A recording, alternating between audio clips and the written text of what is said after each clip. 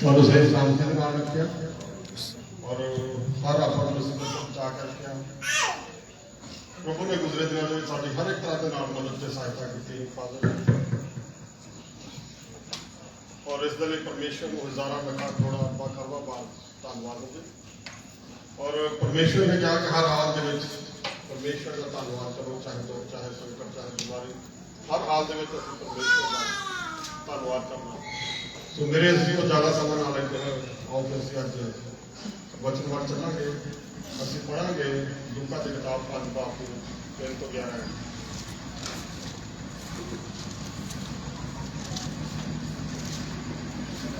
ਉਸਨੇ ਉਹਨਾਂ ਬੇੜੀਆਂ ਵਿੱਚੋਂ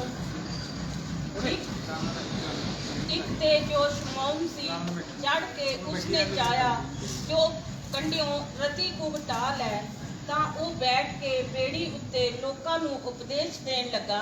ਇੱਕ ਮਿੰਟ, ਉਸ ਕੌਣ ਹੈ ਇੱਥੇ? ਪ੍ਰਭੂ ਯਿਸੂ ਸੀ। ਇੱਕ ਇੱਥੇ ਝੀਲ ਦੇ ਕਿਨਾਰੇ ਤੇ ਆਇਆ, ਗਨੇਸਰਤ ਦੀ ਝੀਲ ਆ, ਔਰ ਦੋ ਕਿਸ਼ਤੀਆਂ ਜਿਹੜੀਆਂ ਉੱਥੇ ਖੜੀਆਂ ਆ ਕਿਨਾਰੇ ਤੇ ਝੀਲ ਦੇ, ਔਰ ਪ੍ਰਭੂ ਯਿਸੂ ਮਸੀਹ ਨੇ ਦੋ ਝੀਲਾਂ ਉੱਤੇ ਦੇਖੀਆਂ ਔਰ ਉਹਨਾਂ ਦੇ ਵਿੱਚੋਂ ਪਤਰਸ ਨੂੰ ਉੱਥੇ ਬੁਲਾਇਆ ਔਰ ਪਤਰਸ ਨੂੰ ਕਿਹਾ ਕਿ ਜਿਹੜੀ ਝੀਲ ਆ ਇਹਨੂੰ ਥੋੜਾ ਜਿਹਾ ਅੱਗੇ ਲੈ ਕੇ, ਔਰ ਬੜੇ ਆਰਾਮ ਨਾਲ ਪੜ੍ਹੀਏ ਸਾਰੀ ਸਟੋਰੀ ਸੁਣ ਕੇ ਫਿਰ ਮੈਂ ਤੁਹਾਨੂੰ ਦੱਸਦਾ ਵੀ ਇਹਦੇ ਮੇਨ ਪੁਆਇੰਟ ਕੀ ਹੈ। ਹੌਲੀ ਹੌਲੀ ਆਰਾਮ ਨਾਲ ਪੜ੍ਹਾਂਗੇ। ਜਦ ਉਹ ਬਚਨ ਕਰ ਹਟਿਆ, ਜਦੋਂ ਪ੍ਰਭੂ ਯਿਸੂ ਮਸੀਹ ਨੇ ਕਿਹਾ ਕਿ ਜਿਹੜੀ ਕਿਸ਼ਤੀ ਆ ਇਹਨੂੰ ਥੋੜਾ ਸਾਈਡ ਤੇ ਲੈ ਜਾਓ, ਅਲੈਹਦਗੀ ਦੇ ਵਿੱਚ ਲੈ ਜਾਓ, ਔਰ ਉਹ ਕਿਸ਼ਤੀ ਨੂੰ ਅਲੈਹਦਗੀ ਦੇ ਵਿੱਚ ਲੈ ਗਿਆ ਔਰ ਪ੍ਰਭੂ ਯਿਸੂ ਮਸੀਹ ਨੇ ਉਸ ਕਿਸ਼ਤੀ ਨੂੰ ਹੀ ਆਪਣੀ ਸਟੇਜ ਬਣਾ ਲਿਆ ਔਰ ਉਸ ਸਟੇਜ ਦੇ ਉੱਤੇ ਬੈਠ ਕੇ ਉਪਦੇਸ਼ ਕਰਨ ਲੱਗ ਪਿਆ। ਹਾਂਜੀ, ਤਾਂ ਸ਼ਮੌਨ ਨੂੰ ਕਿਹਾ, ਤਾਂ ਉਹਨੇ ਸ਼ਮੌਨ ਨੂੰ ਕਿਹਾ, ਭਾਈ ਡੂੰਘੇ ਪਾਣੀ ਵਿੱਚ ਲੈ ਚੱਲੋ। ਕਿਸ਼ਤੀ ਨੂੰ ਡੂੰਘੇ ਪਾਣੀ ਦੇ ਵਿੱਚ ਲੈ ਚੱਲੋ। ਮੇਰੇ ਜ਼ਿੰਦੋ ਇੱਥੇ ਬਹੁਤ ਵੱਡਾ ਇੱਕ ਮਕਸਦ ਆ ਕਿ ਗਹਿਰੇ ਪਾਣੀ ਦੇ ਵਿੱਚ ਉਤਰਨਾ। ਹਾਂਜੀ, ਅਤੇ ਸ਼ਿਕਾਰ ਲਈ ਆਪਣੇ ਜਾਲ ਪਾਓ। ਸ਼ਿਕਾਰ ਦੇ ਲਈ ਆਪਣੇ ਜਾਲ ਗਹਿਰੇ ਵਿੱਚ ਸੁੱਟੋ। ਸ਼ਮੌਨ ਨੇ ਉੱਤਰ ਦਿੱਤਾ, ਸ਼ਮੌਨ ਪਤਰਸ ਨੇ ਉਹਨੂੰ ਉੱਤਰ ਦਿੱਤਾ, ਕਿ ਸਵਾਮੀ ਜੀ, ਅਸਾਂ ਸਾਰੀ ਰਾਤ ਮਿਹਨਤ ਕੀਤੀ ਪਰ ਕੁਝ ਨਾ ਫੜਿਆ। ਮੇਰੇ ਜ਼ਿਲ੍ਹੋਂ ਦੂਸਰਾ ਪੁਆਇੰਟ ਹੈ ਕਿ ਸਾਰੀ ਰਾਤ ਮਿਹਨਤ ਕੀਤੀ ਲੇਕਿਨ ਉਹਨਾਂ ਨੂੰ ਕੁਛ ਨਹੀਂ ਲੱਭਾ। ਮੇਰੇ ਜ਼ਿਲ੍ਹੋਂ ਉਹ ਜਮਾਤਰੂ ਪ੍ਰੋਫੈਸ਼ਨਲ ਜਿਹੜੇ ਉਹ ਮਛਿਆਰੇ ਸੀਗੇ, ਉਹਨਾਂ ਨੂੰ ਪਤਾ ਸੀ ਵੀ ਇਸ ਨਦੀ ਦੇ ਵਿੱਚ, ਇਸ ਝੀਲ ਦੇ ਵਿੱਚ ਕਿੱਥੇ ਕਿੱਥੇ ਕਰਕੇ ਮਛਲੀਆਂ ਪਾਈਆਂ ਜਾਂਦੀਆਂ ਔਰ ਮਛਲੀਆਂ ਕਿਸ ਸਾਈਡ ਤੇ ਹੁੰਦੀਆਂ, ਉਹਨਾਂ ਨੂੰ ਸਾਰੀ ਨੌਲੇਜ ਸੀਗੀ। ਉਹ ਕਹਿੰਦੇ ਕਿ ਸਾਰੀ ਰਾਤ ਅਸੀਂ ਮਿਹਨਤ ਕਰਦੇ ਰਹੇ ਪਰ ਕੋਈ ਇੱਥੇ ਮੱਛੀ ਸਾਨੂੰ ਨਹੀਂ ਲੱਭੀ। ਹਾਂਜੀ, ਤਦ ਵੀ ਤੇਰੇ ਆਖਣ ਨਾਲ ਜਾਲ ਪਾਵਾਂਗਾ। ਤਾਂ ਮੈਂ ਫਿਰ ਵੀ ਕਹਿੰਦਾ ਜੋ ਤੂੰ ਕਿਹਾ ਉਹਦੇ ਮੁਤਾਬਕ, ਤੇਰੀ ਆਗਿਆਕਾਰੀ ਦੇ ਮੁਤਾਬਕ ਮੈਂ ਗਹਿਰਾਈ ਦੇ ਵਿੱਚ ਜਾਲ ਸਿੱਟਾਂਗਾ। ਜਾਂ ਉਹਨਾਂ ਨੇ ਇਹ ਕੀਤਾ, ਜਦੋਂ ਉਹਨਾਂ ਨੇ ਇਹ ਕੀਤਾ ਮਤਲਬ ਉੱਥੇ ਪਤਰਸ ਨੇ ਆਪਣੀ ਅਕਲ ਦਾ ਇਸਤੇਮਾਲ ਨਹੀਂ ਕੀਤਾ। ਤਾਂ ਬਹੁਤ ਸਾਰੀਆਂ ਮੱਛੀਆਂ ਘੇਰ ਲਈਆਂ ਬਹੁਤ ਸਾਰੀਆਂ ਮੱਛੀਆਂ ਉੱਥੇ ਆ ਗਈਆਂ ਅਤੇ ਉਹਨਾਂ ਦੇ ਜਾਲ ਟੁੱਟਣ ਲੱਗੇ। ਉਹ ਇੰਨਾ ਭਰ ਗਿਆ ਜਾਲ ਕਿ ਉਹ ਜਾਲ ਦੇ ਵਿੱਚ ਜਗ੍ਹਾ ਵੀ ਨਾ ਬਚੀ। ਉਹ ਜਾਲ ਇੰਨਾ ਭਰ ਗਿਆ, ਇੰਨੀ ਜ਼ਿਆਦਾ ਖੁਦਾ ਦੀ ਉਸ ਬਲੈਸਿੰਗ ਆ ਗਈ ਵੀ ਜਾਲ ਉਹ ਇੰਨਾ ਭਰ ਗਿਆ ਵੀ ਜਾਲ ਉਹ ਫਟਣ ਨੂੰ ਆ ਗਿਆ। ਹਾਂਜੀ, ਤਾਂ ਉਹਨਾਂ ਨੇ ਆਪਣੇ ਸਾਂਝੀਆਂ ਨੂੰ ਜਿਹੜੇ ਦੂਜੀ ਬੇੜੀ ਉੱਤੇ ਸਨ ਸੈਨਤ ਕੀਤੀ, ਜੋ ਆਣ ਕੇ ਸਾਡੀ ਮਦਦ ਕਰੋ। ਉਹਨੇ ਵੀ ਆਪਣੇ ਦੂਸਰੇ ਸਾਥੀਆਂ ਨੂੰ ਇਸ਼ਾਰਾ ਕੀਤਾ ਵੀ ਆਣ ਕੇ ਸਾਡੀ ਇਹ ਜਾਲ ਖਿੱਚਣ ਦੇ ਵਿੱਚ ਮਦਦ ਕਰੋ। ਮੇਰੇ ਜਦੋਂ ਅਸੀਂ ਆਪ ਮਿਹਨਤ ਕਰਦੇ ਰਹਿੰਦੇ ਸਾਨੂੰ ਕੁਛ ਨਹੀਂ ਲੱਭਦਾ, ਲੇਕਿਨ ਜਦੋਂ ਪ੍ਰਭੂ ਸਾਨੂੰ ਕਹਿੰਦਾ ਵੀ ਇੱਥੇ ਗਹਿਰੇ ਵਿੱਚ ਜਾਲ ਸਿੱਟੋ, ਇੰਨੀਆਂ ਜ਼ਿਆਦੀਆਂ ਮੱਛੀਆਂ ਆ ਗਈਆਂ ਕਿ ਉਹਨਾਂ ਨੂੰ ਜਾਲ ਖਿੱਚਣ ਦੇ ਲਈ ਦੂਸਰੇ ਦੋ ਬੰਦਿਆਂ ਨੂੰ ਬੁਲਾਉਣਾ ਪਿਆ। ਹਾਂਜੀ, ਸੋ ਉਹ ਆਏ ਅਤੇ ਦੋਵੇਂ ਬੇੜੀਆਂ ਅਜਿਹੀਆਂ ਭਰ ਲਈਆਂ ਜੋ ਡੁੱਬਣ ਲੱਗੀਆਂ। ਉਹ ਕਿਸ਼ਤੀਆਂ ਇੰਨੀਆਂ ਭਰ ਗਈਆਂ ਕਿਉਂ ਕਿਸ਼ਤੀ ਡੁੱਬਣ ਲੱਗ ਪਈ, ਇੰਨਾ ਮੱਛੀਆਂ ਦਾ ਵੇਟ ਹੋ ਗਿਆ। ਹਾਂਜੀ, ਸ਼ਮੌਨ ਪਤਰਸ ਇਹ ਵੇਖ ਕੇ ਯਿਸੂ ਦੇ ਪੈਰੀ ਪਿਆ ਅਤੇ ਜਦੋਂ ਪਤਰਸ ਨੇ ਪ੍ਰਭੂ ਯਿਸੂ ਮਸੀਹ ਨੂੰ ਪਛਾਣ ਲਿਆ, ਉਹਨੇ ਪਤਾ ਲੱਗ ਗਿਆ ਕਿ ਪ੍ਰਭੂ ਯਿਸੂ ਮਸੀਹ ਆ, ਉਹ ਉਹਦੇ ਪੈਰੀ ਪੈ ਗਿਆ। ਹਾਂਜੀ, ਅਤੇ ਬੋਲਿਆ, ਪ੍ਰਭੂ ਜੀ ਮੇਰੇ ਕੋਲੋਂ ਚਲਿਆ ਜਾ, ਕਿਉਂ ਜੋ ਮੈਂ ਪਾਪੀ ਬੰਦਾ ਹਾਂ। ਉਹਨੇ ਕਿਹਾ ਹੈ ਪ੍ਰਭੂ ਯਿਸੂ ਮਸੀਹ ਤੂੰ ਪਾਕ ਤੇ ਪਵਿੱਤਰ ਆ, ਜਲਾਲ ਦਾ ਬਾਦਸ਼ਾਹ ਆ, ਮੈਂ ਬਹੁਤ ਵੱਡਾ ਗੁਨਾਹਗਾਰ ਪਾਪੀ ਇਨਸਾਨ ਆ, ਮੈਂ ਇਸ ਲਾਇਕ ਨਹੀਂ ਹਾਂ ਕਿ ਮੈਂ ਤੇਰੇ ਸਾਹਮਣੇ ਖੜੇ ਹੋ ਸਕਾਂ, ਇਸ ਲਈ ਤੂੰ ਮੇਰੇ ਤੋਂ ਥੋੜਾ ਦੂਰ ਹੋ ਜਾਵਾਂਗੇ। ਇੰਨੀਆਂ ਮੱਛੀਆਂ ਫੜਨ ਕਰਕੇ ਉਹ ਅਤੇ ਉਹਦੇ ਨਾਲ ਦੇ ਸਭੇ ਹੈਰਾਨ ਹੋਏ। ਉਹ ਜਿੰਨੇ ਲਾਗੇ ਛਾਗੇ ਤੇ ਸਾਰੇ ਮਛਿਆਰੇ ਸੀ ਉਹ ਸਾਰੇ ਇਸ ਗੱਲ ਤੋਂ ਹੈਰਾਨ ਹੋ ਗਏ ਵੀ ਸਾਡੀ ਜ਼ਿੰਦਗੀ ਦੇ ਵਿੱਚ ਕਦੀ ਇਹੋ ਜਿਹਾ ਸਮਾਂ ਨਹੀਂ ਆਇਆ ਕਿ ਜਾਲ ਫਟਣ ਨੂੰ ਆ ਜਾਏ ਜਾਂ ਕਿਸ਼ਤੀ ਡੁੱਬਣ ਲੱਗ ਪਏ, ਪਰ ਇਹ ਕਿੱਦਾਂ ਹੋ ਸਕਿਆ। ਹਾਂਜੀ, ਉਹ ਹੈਰਾਨ ਹੋ ਗਏ। ਅਤੇ ਇਸੇ ਤਰ੍ਹਾਂ ਜਬਦੀ ਦੇ ਪੁੱਤਰ ਯਕੂਬ ਅਤੇ ਯਹੂਨਾ ਵੀ ਜੋ ਸ਼ਮੌਨ ਦੇ ਸਾਂਝੀ ਸਨ ਹੈਰਾਨ ਹੋਏ। ਉਹ ਜਿਹੜਾ ਉੱਥੇ ਜਬਦੀ ਦਾ ਪੁੱਤਰ ਸੀਗਾ ਯਾਕੂਬ ਔਰ ਦੂਸਰਾ ਯਹੂਨਾ ਸੀਗਾ, ਉਹ ਵੀ ਇਸ ਗੱਲ ਦੇ ਉੱਤੇ ਬਹੁਤ ਹੈਰਾਨ ਹੋਏ। ਤਦ ਯਿਸੂ ਨੇ ਸ਼ਮੌਨ ਨੂੰ ਆਖਿਆ, ਤਦ ਪ੍ਰਭੂ ਯਿਸੂ ਜੀ ਨੇ ਸ਼ਮੌਨ ਪਤਰਸ ਨੂੰ ਆਖਿਆ, ਨਾ ਡਰ, ਨਾ ਡਰ, ਇਦੋਂ ਅੱਗੇ ਤੂੰ ਮਨੁੱਖਾਂ ਦਾ ਸ਼ਿਕਾਰੀ ਹੋਵੇਂਗਾ। ਇਸ ਤੋਂ ਅੱਗੇ ਤੂੰ ਹੁਣ ਮੱਛੀਆਂ ਦਾ ਸ਼ਿਕਾਰੀ ਨਹੀਂ, ਤੂੰ ਮਨੁੱਖਾਂ ਦਾ ਸ਼ਿਕਾਰੀ ਹੋਵੇਗਾ। ਮਤਲਬ ਕਿ ਤੂੰ ਆਉਣ ਵਾਲੇ ਸਮੇਂ ਦੇ ਵਿੱਚ ਪ੍ਰਚਾਰ ਕਰੇਗਾ ਔਰ ਬਹੁਤ ਸਾਰੀਆਂ ਰੂਹਾਂ ਨੂੰ ਬਚਾਵੇਗਾ। 11 ਤੱਕ ਤਦ ਉਹ ਆਪਣੀਆਂ ਬੇੜੀਆਂ ਕੰਡੇ ਲਿਆਏ ਅਤੇ ਸਭੋ ਕੁਝ ਛੱਡ ਕੇ ਉਹਦੇ ਮਗਰ ਹੋ ਤੁਰੇ। ਉਹ ਅਖੀਰ ਦੇ ਵਿੱਚ ਆਪਣੀਆਂ ਜਿਹੜੀਆਂ ਕਿਸ਼ਤੀਆਂ ਸੀਗੀਆਂ ਉਹਨਾਂ ਨੂੰ ਕੰਢੇ ਤੇ ਲੈ ਔਰ ਸਾਰਾ ਕੁਝ ਛੱਡ ਕੇ ਪ੍ਰਭੂ ਯਿਸੂ ਜੀ ਦੇ ਮਗਰ ਹੋ ਤੁਰੇ। ਮੇਰੇ ਵੀਰੋ, ਇਹ ਸਾਰੀ ਤੁਸੀਂ ਸਟੋਰੀ ਪੜ੍ਹ ਲਈ ਹੈ, ਲੂਕਾ 5 ਬਾਬ ਦੀ 3 ਤੋਂ 11 ਆਪ ਵੀ ਤੁਸੀਂ ਬਾਅਦ ਚ ਪੜ੍ਹ ਸਕਦੇ ਆ। ਇਹਦਾ ਹੁਣ ਮੈਂ ਤੁਹਾਨੂੰ ਸਾਰੇ ਦਾ ਇੱਕ ਸਾਰਾਂਸ਼ ਦੱਸਣਾ ਚਾਹੁੰਦਾ ਕਿ ਪਹਿਲਾਂ ਜਦੋਂ ਪ੍ਰਭੂ ਯਿਸੂ ਜੀ ਨੇ ਉੱਥੇ ਕਿਸ਼ਤੀ ਨੂੰ ਕਿਹਾ ਵੀ ਕਿਸ਼ਤੀ ਨੂੰ ਥੋੜਾ ਪਾਣੀ ਤੋਂ ਕੰਢੇ ਤੋਂ ਥੋੜਾ ਦੂਰ ਲੈ ਚਲੋ, ਗਹਿਰਾਈ ਵਿੱਚ ਲੈ ਚਲੋ। ਮੇਰੇ ਵੀਰੋ, ਇਹ ਸਾਨੂੰ ਦੱਸਦਾ ਕਿ ਪ੍ਰਭੂ ਯਿਸੂ ਮਸੀਹ ਨੇ ਇਸ ਗੱਲ ਦੇ ਤੋਂ ਇਹ ਉਹਨਾਂ ਨੂੰ ਸਿਖਾਉਣ ਦੀ ਕੋਸ਼ਿਸ਼ ਕੀਤੀ ਕਿ ਆਪਣੇ ਆਪ ਨੂੰ ਇਸ ਸੰਸਾਰ ਤੋਂ ਅਲੱਗੀ ਵਾਲਾ ਜੀਵਨ ਹੋਣਾ ਚਾਹੀਦਾ। ਔਰ ਜਿਸ ਤਰ੍ਹਾਂ ਰੋਮੀਆਂ 12 ਬਾਬ ਵਿੱਚ ਲਿਖਿਆ ਕਿ ਦੁਨੀਆ ਦੇ ਹਮ ਸ਼ਕਲ ਨਾ ਬਣੋ। ਮੇਰੇ ਜ਼ਿੰਦੋ ਸਾਡਾ ਜੀਵਨ ਜਿਹੜਾ ਪਾਕੀਜ਼ਗੀ ਪਵਿੱਤਰਤਾਈ ਵਾਲਾ ਹੋਣਾ ਚਾਹੀਦਾ ਹੈ ਔਰ ਜਿਹਦੇ ਤੋਂ ਸਾਡੀ ਪਾਕੀਜ਼ਗੀ ਔਰ ਪਵਿੱਤਰਤਾਈ ਦੇ ਨਾਲ ਹੀ ਅਸੀਂ ਆਪਣੇ ਪ੍ਰਭੂ ਯਿਸੂ ਮਸੀਹ ਨੂੰ ਖੁਸ਼ ਕਰ ਸਕਦੇ ਹਾਂ ਔਰ ਇਸ ਤੋਂ ਹੀ ਪਰਮੇਸ਼ਵਰ ਖੁਸ਼ ਹੁੰਦਾ ਹੈ। ਔਰ ਜਦੋਂ ਪਰਮੇਸ਼ਵਰ ਖੁਸ਼ ਹੋਊਗਾ ਉਹਦਾ ਫਿਰ ਸਾਨੂੰ ਬਹੁਤ ਵੱਡਾ ਇਨਾਮ ਦਊਗਾ। ਔਰ ਦੂਸਰਾ ਪੁਆਇੰਟ ਆਪਾਂ ਦੇਖਦੇ ਹਾਂ ਕਿ ਉਹ ਚੇਲਿਆਂ ਨੇ ਸਾਰੀ ਰਾਤ ਮਿਹਨਤ ਕੀਤੀ। ਉਹ ਪ੍ਰੋਫੈਸ਼ਨਲ ਸੀਗੇ, ਉਹ ਬਹੁਤ ਮੰਨੇ ਪਰਮਾਨੇ ਮਛਿਆਰੇ ਸੀਗੇ, ਮੱਛੀਆਂ ਫੜਨ ਵਾਲੇ ਸੀਗੇ।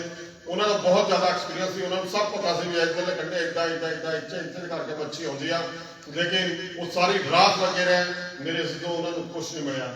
ਅੱਜ ਹਰ ਇਨਸਾਨ ਸਾਰੀ ਜ਼ਿੰਦਗੀ ਮਿਹਨਤ ਕਰਦਾ ਰਹਿੰਦਾ ਲੇਕਿਨ ਉਹਨੂੰ ਕੁਛ ਨਹੀਂ ਮਿਲਦਾ।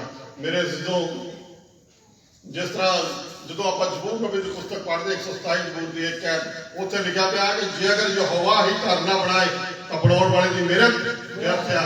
ਮੇਰੇ ਜਦੋਂ ਔਰ ਦੂਸਰੇ ਪਾਸੇ ਪ੍ਰਭੂ ਯਿਸੂ ਮਸੀਹ ਨੇ ਕਿਹਾ ਕਿ ਹੇ ਦੁਨੀਆ ਦੇ ਥੱਕੇ ਮਨ ਦੇ ਬੋਝ ਤੇ ਮਾਰੇ ਲੋਕੋ, ਤੁਸੀਂ ਮੇਰੇ ਕੋਲ ਆਓ, ਮੈਂ ਤੁਹਾਨੂੰ ਆਰਾਮ ਦਿਆਂਗਾ, ਮੈਂ ਤੁਹਾਨੂੰ ਉਹ ਆਰਾਮ ਦਿਆਂਗਾ, ਉਹ ਸੱਚੀ ਸ਼ਾਂਤੀ ਔਰ ਸ਼ਿਫਾ ਦਿਆਂਗਾ ਜੋ ਇਸ ਸੰਸਾਰ ਨਹੀਂ ਦੇ ਸਕਦਾ। ਔਰ ਮੇਰੇ ਜਦੋਂ ਅਸੀਂ ਪ੍ਰਭੂ ਯਿਸੂ ਮਸੀਹ ਦੇ ਮਗਰ ਹੋ ਤੁਰਦੇ ਹਾਂ, ਪ੍ਰਭੂ ਯਿਸੂ ਮਸੀਹ ਨੂੰ ਆਪਣਾ ਮੁਕਤੀਦਾਤਾ ਉद्धार ਕਰਤਾ ਕਬੂਲ ਕਰ ਲੈਂਦੇ ਹਾਂ, ਉਦੋਂ ਸਾਨੂੰ ਸਾਡੀ ਮਿਹਨਤ ਦਾ ਫਲ ਮਿਲਦਾ ਹੈ ਔਰ ਉਦੋਂ ਅਸੀਂ ਆਪਣੇ ਸਾਰੇ ਗਮ ਬੋਝ ਤੋਂ ਆਜ਼ਾਦ ਹੋ ਜਾਂਦੇ ਹਾਂ।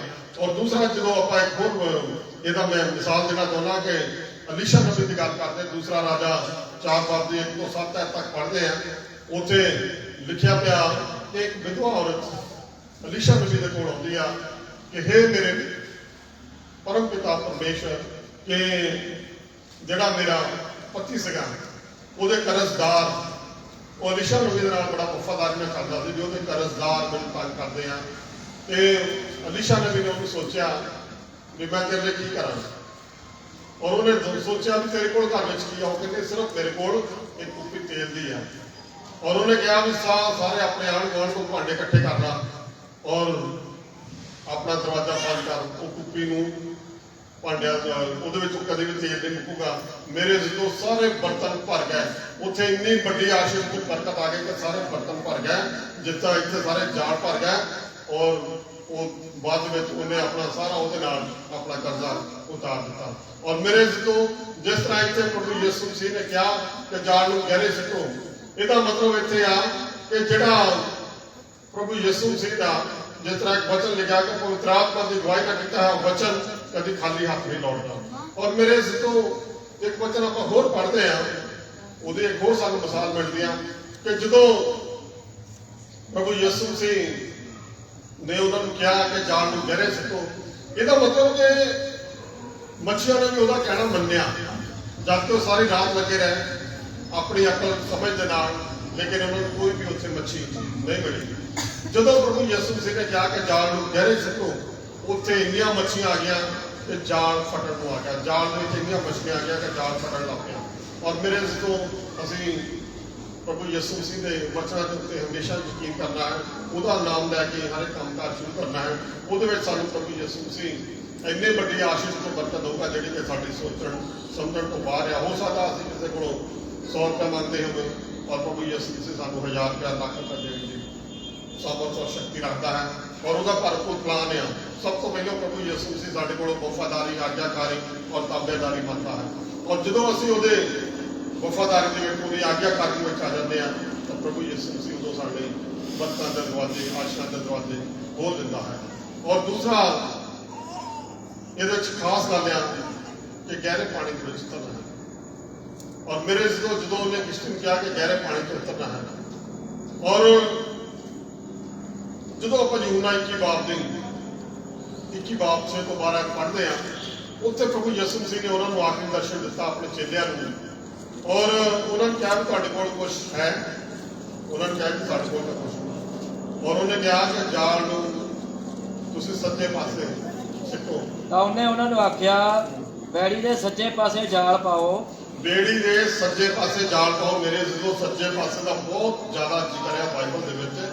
जिन्ने भी काम किए हैं प्रभु यीशु मसीह ने वो सज्जे पासे ही किए हैं। यशायाह नबी दे विच लिखा कि मैं तेनों अपने फतेह नाल सज्जे हाथ के नाल जलाली हाथ नाल फड़ रखा, तू ना डर क्यों जो मैं तेरे अंग संगा। और प्रभु यीशु मसीह को जो अपने स्लीपी मौत दी गई तो वो जो सच्चे हथ काबू लगा, उस बंदे ने मुक्ति और उद्धार पाया। क्योंकि उन्हें कहा कि जो तू सरकार में जावे तो मेरे चेते करे। तो उन्हें कहा कि अज ही तू मेरे नाल फिरदौस दे विच होवेगा।